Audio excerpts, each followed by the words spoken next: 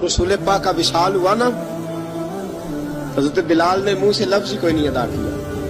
کسی نے اپنا دکھڑا کسی انداز میں سنا لیا. حضرت عمر نے کہا، جس نے کہا حضور وصال کر کے گردن اڑا دوں گا.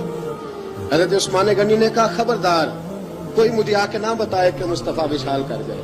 حضرت علی المرتضیٰ رضی اللہ تعالیٰ عنہ نے فرمایا، نہ بھائی میرے مصطفیٰ پر تو موت آتی ہی نہیں. جس طرح عام لوگوں پہ سب لوگوں نے اپنے اپنے اظہار کر لیے نا، بلال نے کسی کو دکھ بتایا ہی نہیں. ایک کونے میں بیٹھ کے نا حضرت بلال اکیلے آنسو بہاتے رہے، کسی کو بتایا ہی نہیں، اکیلے روئے. ایک شخص کہنے لگا، یار بلال بولتا نہیں. کہا نہ بلاؤ اسے. عصر کی نماز کا وقت ہوا نا، تو وہ بلال جو کعبے کی چھت پہ بغیر سیڑھیوں کے چڑھ گیا تھا، وہ بلال جو کعبے کی چھت پہ بغیر کسی سہارے کے چڑھ گیا تھا، اس بلال کو کہا کہ بلال چڑھ ذرا، آذان پڑھ، مسجد کی چھت پہ چڑھ جا. حضرت بلال کئی بار چڑھے اور کئی بار گرے، کئی بار چڑھے اور کئی بار گرے. حضرت بلال حبشی رضی اللہ تعالیٰ نے آواز دی، کہا سلمان میری مدد کرنا، میری مدد کرنا. اب مجھ سے چڑھا نہیں جاتا، اب مجھ سے جایا نہیں جاتا. جناب سلمان فارسی نے بھی سوال نہیں پوچھا کہ بلال تو بیمار ہے، یہ نہیں پوچھا. حضرت بلال کو 2-4 صحابہ نے اٹھایا، چھت پہ پہنچایا. بلال نے اذان شروع کی.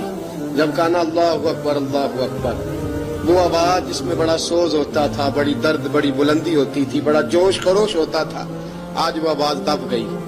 جب بلال نے کہا نا اشہد ان لا الہ الا اللہ، حضرت بلال رضی اللہ تعالیٰ عنہ نے تھوڑی دیر روک کے سانس لیا. جب کہا نا اشہد ان محمد رسول اللہ، جو سارے چپ کھڑے تھے نا، ان میں سے ایک بابا رو پڑا، جس کا نام ابو بکر صدیق تھا. جب حضرت ابو بکر صدیق کی آنکھ میں آنسو آیا تو حضرت بلال چھت کے اوپر زمین پہ گرے، زمین پہ گرے اور کہا ابو بکر یہ ڈیوٹی کسی اور کی لگا دے، یہ ڈیوٹی کسی اور کی لگا دے. اب میری روح اجازت نہیں دیتی، مصطفیٰ کریم کے بعد مجھ سے اذان نہیں پڑھی جائے گی. آپ نے واقعہ سن رکھا ہے کہ ایک بار صحابہ نے بلایا، دوبارہ آئے، حضور خواب میں ملے. کہا بلال تو آتا کیوں نہیں؟ بلال چھوڑ کے چلے گئے تھے. فرمایا اب میرا یہاں دل نہیں لگتا. ملک شام کے شہر حلب میں چلے گئے تھے، چھوڑ دیا تھا مدینہ منورہ. اب میری نگاہوں میں جچتا نہیں کوئی، جیسے میرے محبوب ہیں ایسا نہیں کوئی. حضور خواب میں ملے، آئے مدینے. حضرت بلال آخری بار، لوگوں نے کہا اذان پڑھو. کہا مجھے وہ اذان بھول ہی گئی ہے جو مجھے مصطفیٰ کریم کے زمانے میں پڑھا کرتا تھا، مجھ سے نہیں پڑھی جاتی. نہ مجھے کہو، میں کیسے پڑھوں؟ امام حسن اور حسین نے آ کے دامن تھاما نا، تو کہا بیٹا میں تمہاری نانی کا بھی نوکر رہا ہوں، میں تمہاری ماں کی چکی بھی پیستا رہا ہوں، مجھ سے کوئی فرمائش نہ کر ڈالنا.